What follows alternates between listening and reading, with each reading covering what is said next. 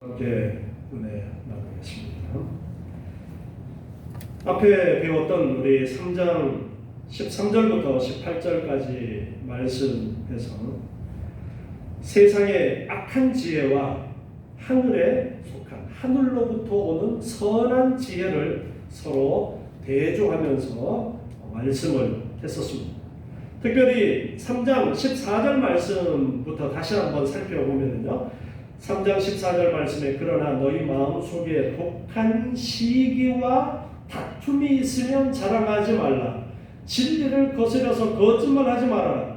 이러한 지혜는 위로부터 내려오는 것이 아니요 세상적이요 정욕적이요 마귀적이니 시기와 다툼이 있는 곳에는 요란과 모든 악한 일이 있음이니라. 이렇게 말씀을 하면서 교회 안에 시기와 다툼으로 인하여 당을 짓는 그러한 문제점들을 지적을 했습니다.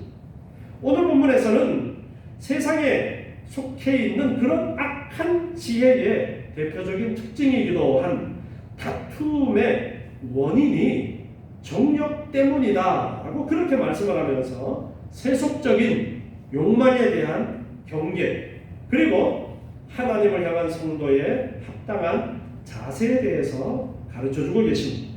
4장 1절 말씀 보면 너희 중에 싸움이 어디로 다툼이 어디로 쫓아나느냐. 싸움이나 다툼을 이야기하면서 앞에서 이야기했던 시기와 그러한 다툼을 이제 떠올리도록 그렇게 하고 있습니다. 앞에 교회 안에 일어났던 시기와 다툼들에 대해서 말씀을 하면서 그런 것들은 하늘로부터 온 지혜에서 나온 것이 아니라 그것은 세상적이고 정욕적이고 마귀적이다, 그렇게 말씀을 했었죠. 그래서 너희 중에 싸움이 어디로 다툼이 어디로 쫓아나느냐, 너희 지체 중에서 싸우는 정욕으로 쫓아나는 것이 아니냐, 이렇게 말씀을 하고 있습니다. 여기 너희 중에라고 번역된 원어를 살펴보면은 너희가 누구를 가리키느냐 하면은 바로 교회의 구성원들, 즉 지금 야고보가 편지를 보내는 그 수신 교회들을 염두에 두고서 너희 중에 그렇게 말씀을 하고 있습니다. 너희 중에 싸움이 다툼이 어디로부터 나오는 것이냐?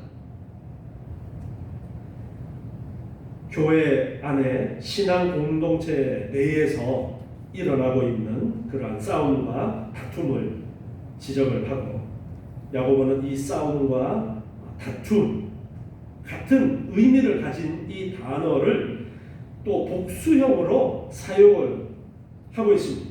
그래서 흩어져 사는 그리스도 공동체 내에 이러한 싸움과 다툼이 많이 일어나고 있다라는 것을 표현하기 위해서 싸움과 다툼이라는 비슷한 단어를 그것도 복수형으로 써서 너희 중에 싸움과 다툼이 지금 많이 있다는 그런 이야기를 내가 들었는데, 그렇게 지금 말씀하고 있습니다.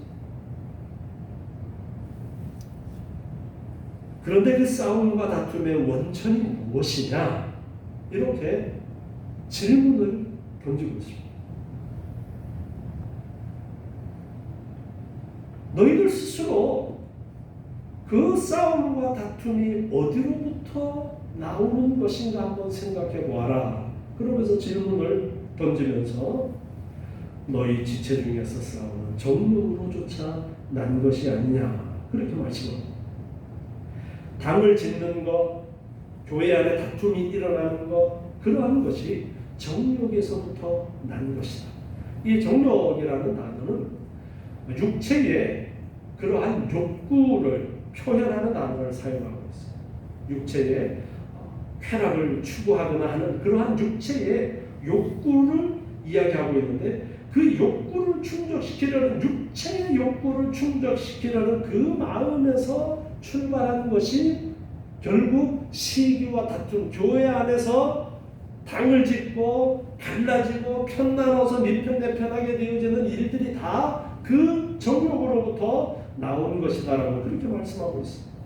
로마서 7장 5절 말씀을 보면은요, 로마서 7장 5절에서 우리가 육신에 있을 때에는 율법으로 말미암는 죄의 정욕이 우리 지체 중에 역사하여 우리로 사망을 위하여 열매를 맺게 하였더니, 육체 속에서 죄를 짓게 하는 그러한 정욕적인 부분이 있다라는 것을 말씀합니다.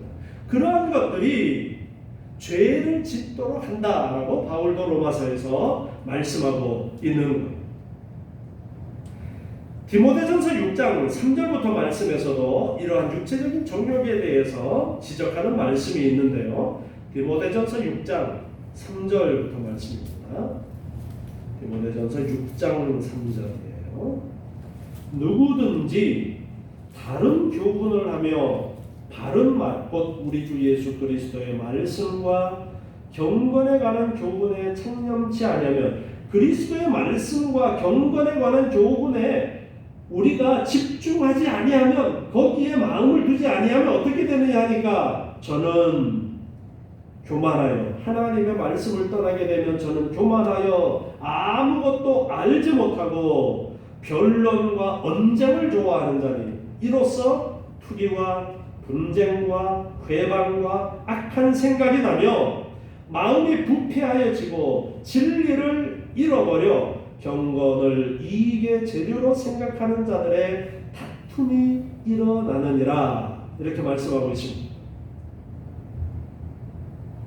욕심이 결국에는 이렇게 다툼을 일으키게 되고 온갖 악한 그러한 결론을 일으키게 되는데, 우리가 하나님의 말씀에서 떠나게 되어지면, 바울이 지금 로마서 7장에서 이야기하는 내용은, 로마서 7장의 내용은 우리 안에 두 가지 마음이 싸우고 있다라는 것을 이야기해요. 우리가 육체를 입고 이 땅에 사는 날 동안에는 속에 육신을 좇는 마음과 성령이 주시는 그러한 마음이 우리 안에서 계속해서 싸우고 있어요. 그래서 이 땅에 우리가 살아있는 동안에는 끊임없이 영적인 전쟁을 치르게 되어지는데, 그러한 마음이 불일 듯 일어났다가 또 하나님의 성령의 인도하심을 따라서 우리가 그 마음을 다시 바로잡고 하는 일들이 우리가 살아있는 동안에 계속 반복되어져요.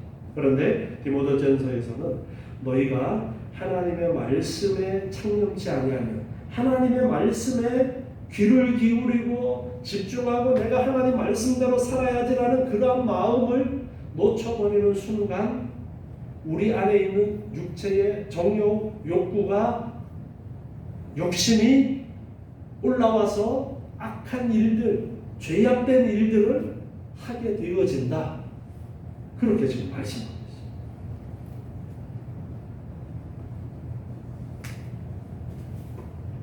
그러면서 디모데전서 우리 계속해서 말씀을 한번 보시면요. 그러나 지족하는 마음이 있으면 경건이 큰 이익이 되느니라. 감사하고 만족할 줄 알면 경건이 이익이 된다. 오히려 그러한 것이 없으면 경건까지도 자기의 이익을 채우려는 그러한 재료로만 사용하는데, 만족할 줄 알면 경건이 이익이 된다.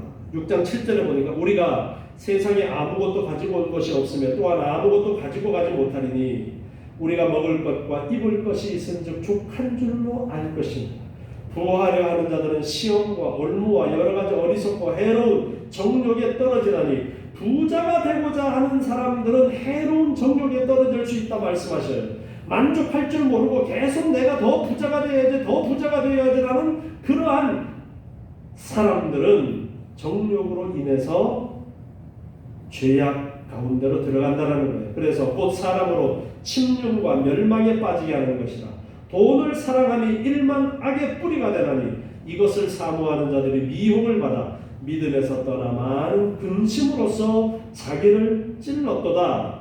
오직 너 하나님의 사람아 이것들을 피하고 의와 경건과 믿음과 사랑과 인내와 온유를 좇으며 믿음의 선한 싸움을 싸우라. 영생을 취하라. 이를 위하여 내가 부르심을 입었고 많은 증인 앞에서 선한 증거를 증거하였도다. 아멘.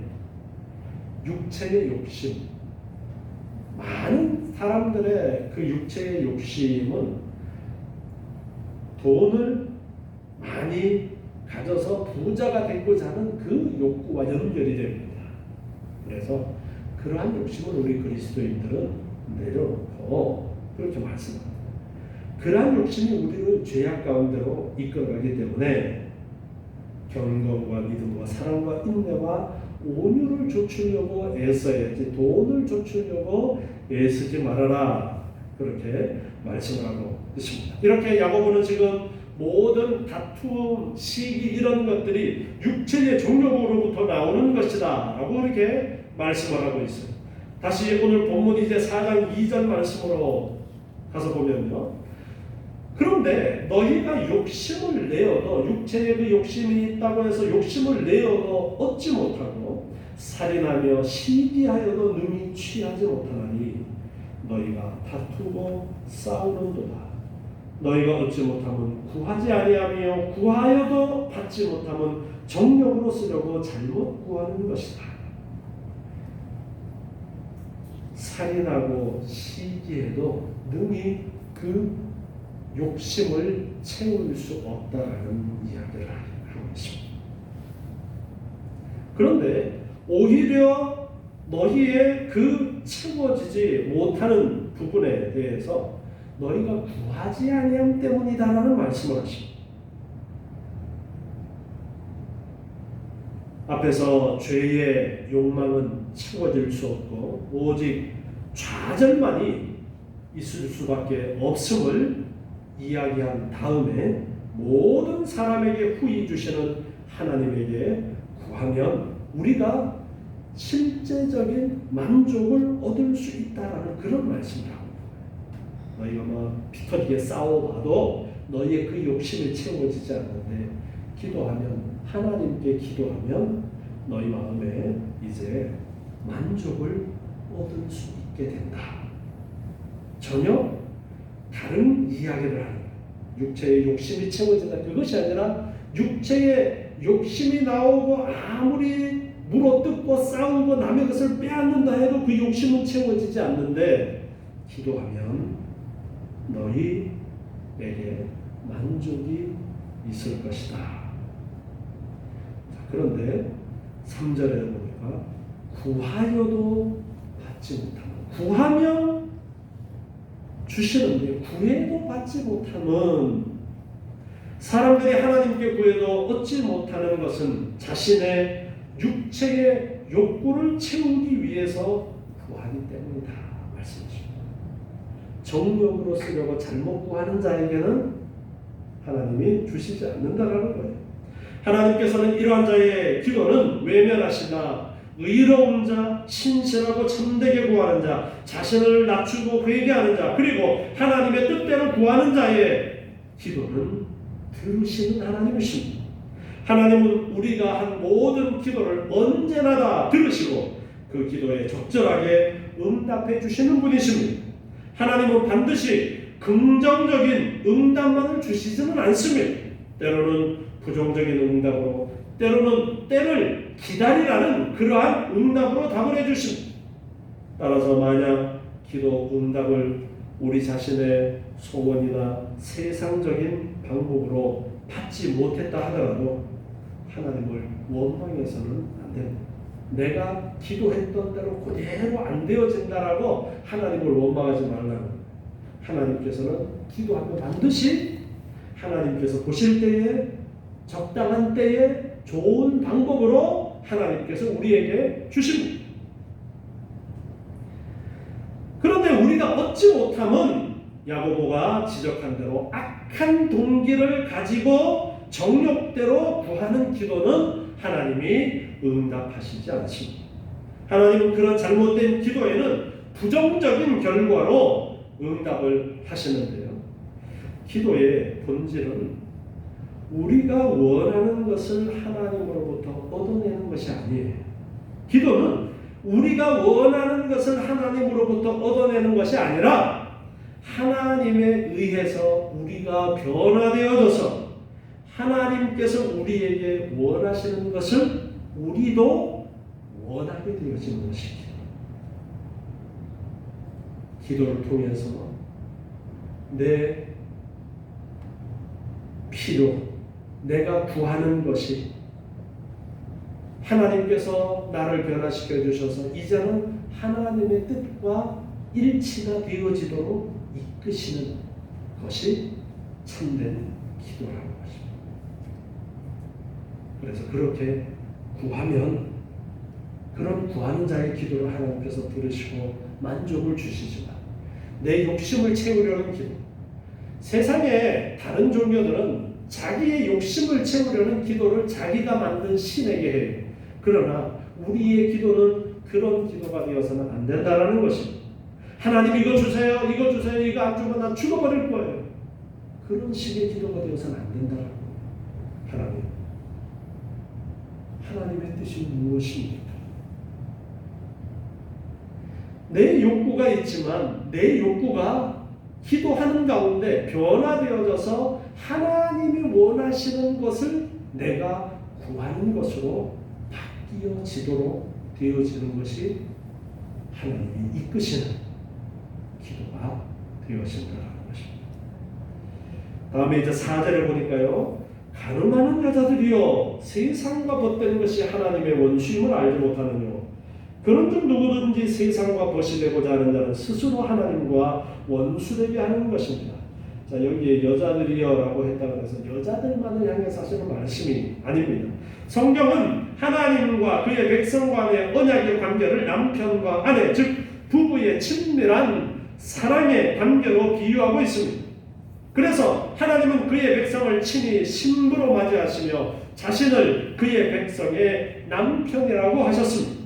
그런데 그의 백성 이스라엘은 하나님과의 관계를 파괴하고 우상을 숭배했습니다. 이런 이스라엘의 모습을 선지자들은 영적인 간음이라고 그렇게 규정했습니다. 그 중에서 특별히 호세아 선지자 같은 경우에는 간음한 여인과의 결혼을 통해서 하나님에 대해 신실하지 못한 이스라엘 백성들의 실상을 적나라하게 가르쳐 주기도 했습니다. 예수님도 당대의 이스라엘을 악하고 음란한 세대요 라고 비유적으로 말씀하셨습니다. 이것은 하나님께 영적으로 간음하고 멀리 떨어져 돌아서버린 믿는 자들을 향한 개탄의 표현이었습니다. 야고보는 구약시대의 선지자나 예수님처럼 자기 자신의 욕심만을 채우기 위해서 싸우고 다투고 이기적 동기로 기도하는 자들을 향해서 하나님을 적대하는 이 세상과 짝해서 하나님과의 결혼 관계를 깨뜨려버린 영적인 간음을 한 사람이다. 그렇게 꾸짖고 있습니다. 본문에서는 특별히 하나님과의 정조를 깨고 영적 간음한 자들을 가리켜서 세상과 벗이 된 자들 그렇게 말씀하고 있습니다. 야고보는 이처럼 세상과 벗된 것, 즉 간음죄로 규정하면서 세상과 벗된 것이 하나님의 원수임을 알지 못하느냐 그렇게 말씀하고 있습니다. 하나님의 뜻에 대해서 무관심한 세상과 친구가 되었다는 것은 하나님과 그의 말씀으로부터 등을 돌렸다는 것을 이야기합니다. 세상과 하나님은 동반자가 아닙니다. 사도 요한은 요한 1서 2장 15절에서 요한 1서 2장 15절 말씀을 한번 보겠습니다. 이 세상이나 요한 1서 2장 15절 요한 1서 2장 15절 이 세상이나 세상에 있는 것들을 사랑치 말라. 누구든지 세상을 사랑하면 아버지의 사랑이 그 속에 있지 아니하니 이는 세상에 있는 모든 것이 육신의 정욕과 안목의 정욕과 이생의 자랑이니 다 아버지께로 쫓아온 것이 아니요 세상으로부터 쫓아오는 것이라. 아멘. 세상의 것들을 사랑하지 말아라. 세상의 것들은 아버지로부터 온 것이 아니라 야고보도 지금 하늘로서부터 온 지혜, 말씀하셨는데요. 비슷한 그런 이야기를 사도 요한도 하고 있는 거예요. 그래서 세상을 사랑해서는 안 된다. 세상의 것들을 사랑해서는 안 된다. 우리는 하늘나라 백성이기 때문에 지금 우리가 비록 이 땅에 살고 있다고 할지라도 이 땅에 썩어질 것에 우리의 마음이 빼앗겨서는 안 된다. 오직 우리는 하나님께 초점을 맞추고 살아가는 그러한 사람이어야 된다는 것을 이야기하고 있습니다. 시편 73편 27절에서도 보면요, 시편 73편 27절에 대저 주를 멀리하는 자는 망하리니 음녀같이 주를 떠난 자를 주께서 다 멸하셨나이다. 이렇게 말씀하십니다. 세상과 못하는 것이 아니라 세상의 원수가 되어야 됩니다. 세상과는 우리가 짝할 수 없어요. 세상을 등지고 세상의 원수가 되라는 것이 아니라 세상 사람들이 우리를 싫어할 수밖에 없도록 그렇게 우리는 거룩해져야 된다는 이야기를 합니다. 이것은 세상 사람들을 미워하라는 그러한 의미가 아니라 그들의 죄악된 삶을 철저히 멀리 해야 된다는 것입니다. 성도는 예수님의 말씀처럼 세상에서 소금과 빛의 역할을 하면서 세상의 불경건한 것으로부터 분리되어서 세상을 부인하는 삶을 살아야 됩니다. 계속해서 5절 말씀은 너희가 하나님이 우리 속에 거하게 하신 성령이 시기하기까지 사모한다 하신 말씀을 헛된 줄로 생각합니다. 야고보는 성경에서 하나님은 질투하시는 하나님이라고 그렇게 말씀하신 구약의 말씀들을 생각하면서 이 말씀을 하고 있습니다. 성령이 성도들을 시기하기까지 사모한다라고 그렇게 바꾸어서 말씀을 하고 있습니다. 하나님이 성도에게 품는 시기와 질투는 바로 부부 관계에서 찾을 수 있는 질투와 같은 것입니다. 하나님은 그의 신부된 자기 백성이 신랑된 하나님을 사랑하는데 하나님만을 사랑하기를 바라십니다.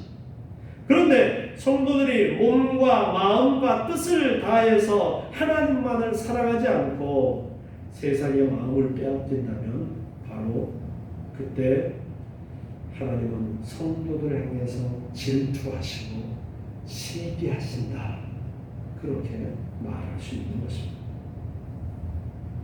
그렇지만 6절에 보니까 그러나 더욱 큰 은혜를 주시나니 이 말씀은 하나님께서 자신의 백성이 세상과 벗하는 것을 몹시 질투하시지만 그렇지만 계속 세상과 벗하는 그 상태로 내버려 두지 아니하시고 하나님께서는 돌이키도록 은혜를 주신다라는 그 말씀을 하면서 수신자들을 위로하고 있습니다. 그래서 그러므로 더욱 큰 은혜를 주시나니 그러므로 이것을 하나님이 교만한 자를 물리치시고 겸손한 자에게 은혜를 주신다 하였느니라. 이것은 잠언 3장 34절을 인용한 것인데요. 잠언 3장 34절에서 보면 진실로 그는 거만한 자를 비웃으시며 겸손한 자에게 은혜를 베푸시나니 그렇게 말씀하고 있습니다. 이 부분을 인용해서 이제 말씀을 하면서 하나님이 교만한 자를 물리치신다. 야고보가 말하는 교만한 자는 화목하기를 원하시는 하나님의 뜻을 비웃으면서 자기 욕망을 따라 분쟁을 일삼는 그러한 사람들. 자, 교회에서 성도들이 온전히 화합하고 하나 되어야 된다라는 말씀을 하나님께서는 거듭거듭 하시는데도 불구하고 자기 욕심을 채우기 위해서 화합을 깨는 일들을 하는 사람들이 가끔 있어요. 당짓기를 좋아하는 사람들은 자기가 인정받고 자기가 누구를 밟고 올라가려고 자기 편을 만드는 일을 하는 그런 사람들이 있어요. 여러분들도 사회생활 하다 보면 직장이나 여러 사람들이 같이 이렇게 어울려 생활하는 가운데 보면 그런 사람들이 있는 것을 보게 되고, 그러한 자를 교만한 자라고 그렇게 말씀하는 거죠. 그러한 자들은 하나님이 물리치신다. 잠언 16장 18절에서 보면 교만은 패망의 선봉이요 거만한 마음은 넘어짐에 앞잡이니라 그렇게 말씀합니다. 하나님께서는 이렇게 교만한 자를 물리치시고 반대로 겸손한 자에게는 은혜를 주십니다. 겸손한 자는 하나님의 뜻에 따라 자신의 악한 욕망을 억제하고 형제와의 화목을 추구하고 한 마음으로 하나님을 사랑하는 마음을 가진 그런 사람. 그런 마음을 가진 자는 자기 스스로가 피조물로서 하나님의 지음바 되었고 하나님의 택하심으로 예수 그리스도의 구속의 은혜로 나에게 새 생명을 주신 그 놀라운 은혜를 잘 알고 있는 그런 사람. 그래서 지금 나 된 것은 오직 하나님의 은혜로 된 것입니다라고 바울이 말했던 것처럼 겸손하게 하나님 앞에 자신을 낮추는 그러한 사람이 겸손한 사람. 이런 자에게 하나님께서는 은혜를 주십니다. 야고보 4장 7절에 그런즉 너희는 하나님께 순복하라. 하나님은 교만한 자를 물리치시고 겸손한 자에게 은혜를 주시니까 너희는 하나님께 순복하라. 마귀를 대적하라. 그리하면 너희를 피하리라. 하나님께는 순종하고 마귀를 대적하라. 창세기에 보면 하와는 사단을 대적하지 않고 그 말에 귀를 기울였다가 결국은 미혹되어져 버렸습니다. 예수님께서는 사단에게 시험을 받을 때에 사단을 대적하셨어요. 말씀을 가지고 사단을 대적했습니다. 그래서 물리쳤습니다. 우리 그리스도인들은 지금 역사 속에서 일어나는 일들에 대해서도 보는 눈을 가질 줄 알아야 돼요. 어떤 것이냐면 이슬람이 세계를 이슬람화하는데 대한민국을 타켓으로 잡았어요. 그들이 처음에는 오일머니, 기름 팔아서 돈을 많이 가지고 있죠. 그 돈을 가지고 혜택을 주면서 이슬람으로 개종을 하도록 만들어요. 그래서 온갖 좋은 혜택을 다 부여해 주고, 그리고 우리나라를 타켓으로 삼았으면 우리나라에 들어와서 우리나라에 좋은 이익을 줄 수 있는 일들을 하려고 접근을 합니다. 그런데 어느 정도 이제 이슬람화된 사람들이 많아지면 이제는 지금 전 세계적으로 골머리를 앓고 있는 이슬람 테러 조직들처럼 이제는 자기들의 힘으로써 나머지 사람들을 짓밟아 나갑니다. 그래서 한 손에는 코란, 한 손에는 칼. 이게 이슬람을 우리가 이야기할 때 표현하는 말인데, 너 이슬람으로 개종 안 하면 죽여버릴 거야. 그런데 이런 모습은 이슬람이 사탄에 속해 있기 때문에 그런 것처럼 사회주의 공산당 혁명에서도 똑같이 나타납니다. 역사를 보면 똑같이 나타납니다. 중국이 공산당이 중국을 먹을 때에 어떻게 했냐면 철저하게 처음에는 약자 편입니다. 철저하게 약자 편. 그러다가 이제 자기네가 세력을 잡고 나면 이제 자기네가 모든 것들을 마음대로 하고 있습니다. 지금도 중국은 공산당 세상이에요. 밑에 있는 사람들은 그저 조금이라도 먹을 거 주고 조금 편하게 해주면 그걸로 만족하도록 그렇게 만들어 놓고 모든 경제라든가 그런 것들을 다 공산당이 다 가지고 있어요. 북한은 뭐 말할 것도 없죠. 그런데 사탄이 바로 그런 식으로 역사를 해요. 그래서 우리가 깨어있지 않으면 넘어가 버릴 수 있습니다. 지금 이 코로나 상황 속에서 지금 사탄이 어떻게 역사를 하느냐. 정부의 단속을 통해서 지금 사탄이 역사하고 있다는 것을 우리가 깨달아야 돼요. 그걸 깨닫지 못하면 안 돼요. 내가 문재인 대통령 좋아하는데, 문재인 대통령 좋아할 수 있어요. 정치적으로 개인적으로 좋아할 수 있지만요, 사탄이 그 정부를 통해서 지금 교회를 어떻게 야금야금 살금살금 공격하고 먹어가고 있는가를 우리 그리스도인들은 볼 줄 알아야 되는 거예요. 그래서 대통령이 나쁘고 대통령을 공격하는 그 문제 이전에 영적으로 사탄이 어떻게 정부를 이용한다든가, 돈을 이용한다든가, 직장을 이용한다든가, 경제를 이용한다든가, 이런 것들을 통해서 교회를, 그리스도인들을 끊임없이 공격하고 미혹하고 있다는 것을 알고 때에 따라서는 대적을 해야 돼요. 대적을 하지 않고 그냥 순하게 있으면, 흐리멍텅하게 있으면 그래 요놈 잘 됐다, 이제 끌고 가서 넘어뜨려야지. 하나가 그렇게 됐던 거예요. 그래서 우리는 사탄의 정체를 잘 알고 대적할 줄 알아야 돼요. 야, 이건 아니야. 분명하게 선을 긋고 나아가야 될 부분을 알아야 돼요. 8절에서는 사탄은 대적하지만, 마귀는 대적하지만 하나님을 가까이 하라. 그리하면 너희를 가까이 하시리라. 죄인들아, 손을 깨끗이 하라. 두 마음을 품은 자들아, 마음을 성결케 하라. 하나님을 가까이 하고 두 마음을 품지 말고 성결을 지키라고 그렇게 말씀하십니다. 손을 씻는다라는 표현은 우리의 겉으로 드러나는 것들을 이야기하고요, 마음을 성결케 한다는 것은 보이지 않는 부분을 이야기합니다. 겉으로 드러나는 행동과 속에 가지고 있는 모든 생각이 하나님 기뻐하시는 그러한 모습으로 우리가 나타나야 된다는 것을 말씀하고 있는 거예요. 그래서 하나님을 가까이 해라. 9절에 보니까 슬퍼하며 애통하며 울지어다.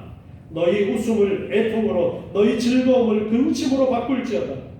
슬퍼한다라는 것은요, 죄악된 자신의 실체를 똑바로 보고 가슴을 치고 한탄하는 것을 이야기합니다.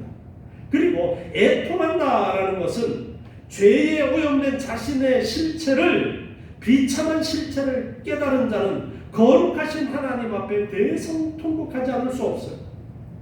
예수님은 바로 이 단어를 통해서 애통하는 자가 복이 있다라고 말씀하셨어요. 그리고 울지어다. 자신의 죄를 뉘우치는 그 비통한 마음이 눈물로 표현되어지는 것을 말하고 있습니다. 정말로 그 죄악된 것을 깨닫고 가슴을 치면서 겉으로는 눈물이 정말 쏟아지도록 그렇게 해야 된다는 것을 말씀하고 있습니다. 철저하게 회개해야 된다는 것을 말씀하고 있습니다. 내 잘못을 깨닫고, 내 죄악된 것을 깨닫고, 내 속에서 불쑥불쑥 올라오는 그 육체의 정욕, 육체의 욕심을 하나님 앞에 내려놓고 철저하게 가슴 치면서 회개하라는 거예요. 그러할 때에 그러한 자에게, 애통하는 자에게 복이 있다고 말씀하십니다. 너희의 즐거움을 근심으로 바꾸라. 근심이라는 것은 낙담이라는 그러한 의미를 가진 단어인데요, 감히 하늘을 쳐다보지도 못하고 죄인을 용서해 주시기를 바라는 그러한 자세를 이야기합니다. 내 육체의 욕구, 정욕이라는 이 단어가 쾌락이라는 의미를 담고 있는데, 육체의 욕구를 채워서 그 육체의 욕구가 채워진 그 즐거움에 반대되는 말로서 지금 근심이라는 단어를 사용해서 지금 말씀하고 있는 거예요.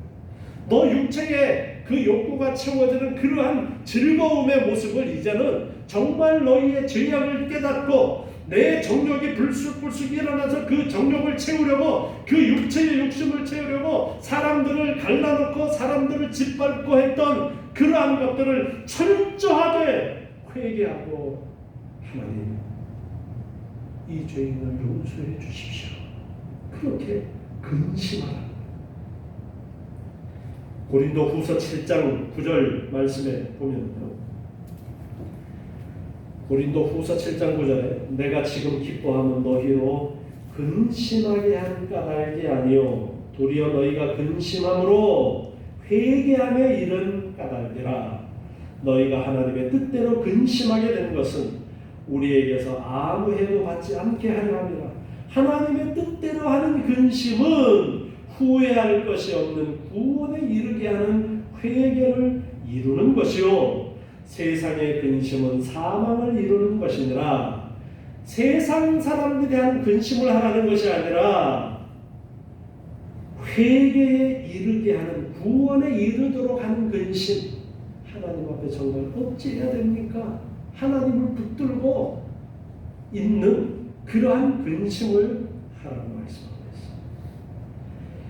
어리석게도 쾌락으로 일관하던 죄 아래에서의 삶을 과감히 청산하고 하나님의 긍휼에 의지하라고 그렇게 말씀하고 있습니다.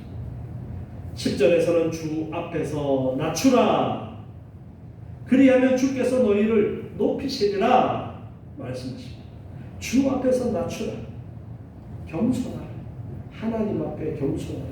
그러면 하나님이 높여주십니다. 스스로 높아지려고 온갖 싸움을 일으키고 질투하고, 그것이 악한 마음에서 나오는 일들인데, 그렇다고 해서 너희들 그것을 얻을 수 있느냐? 만족이 되어지느냐? 하나님이 주시는 만족이 참된 만족이 되어진다. 그러니까 너희들 겸손하게 자신을 낮추고, 교회 안에서 내 자신을 자꾸 드러내려고 하지 말고 나를 낮추려고 하고, 어떻게 하면은 함께 어우러져서 한마음 한뜻이 되어져서 더욱더 하나님을 깊이 알아가고 함께 도우면서 이 땅에서도 하나님의 나라를 만들어 가려고 애쓸까? 그게 그리스도인의 삶이 되어야 된다는 거예요. 그래서 겸손하게 다툼을 일으키지 않도록, 육체의 욕심은 자꾸만 사람들을 짓밟아서라도 내 육체의 욕심, 내 육체의 쾌락을 채우라고 하지만 그것은 마귀에게 속한 것이기 때문에 그러한 사탄의 유혹을 대적해서 물리치고 온전히 겸손히 하나님을 붙들고, 하나님 나의 연약함을 도와주십시오. 기도할 때에 하나님께서 우리에게 참된 만족을 주시고 오히려 하나님께서 우리를 더욱더 높여주신다라는 말씀을 가르쳐 주십니다. 이 말씀을 기억하면서 더욱더 겸손히 함께 우리가 하나님 기뻐하시는 아름다운 교회를 이루기 위해서 힘쓰시는 저와 여러분 되시기 바랍니다. 기도하겠습니다. 하나님 감사합니다. 오늘도 주시는 이 귀한 말씀을 기억하면서 하나님 앞에 겸손히 엎드리고 세상을 멀리하고 하나님께 가까이 가는 우리의 삶이 되게 도와주시옵소서. 더욱더 하나님을 가까이 할 때에 겸손히 아버지 하나님 앞에 무릎 꿇을 때에 하나님께서 우리를 더욱더 높여주시고 더욱더 놀라우신 은혜를 더하여 주시는 줄 믿습니다. 온전히 하나님만을 가까이 하는 복된 저희의 삶이 되도록 주님 도와주시옵소서. 예수님의 이름으로 기도드리옵나이다. 아멘.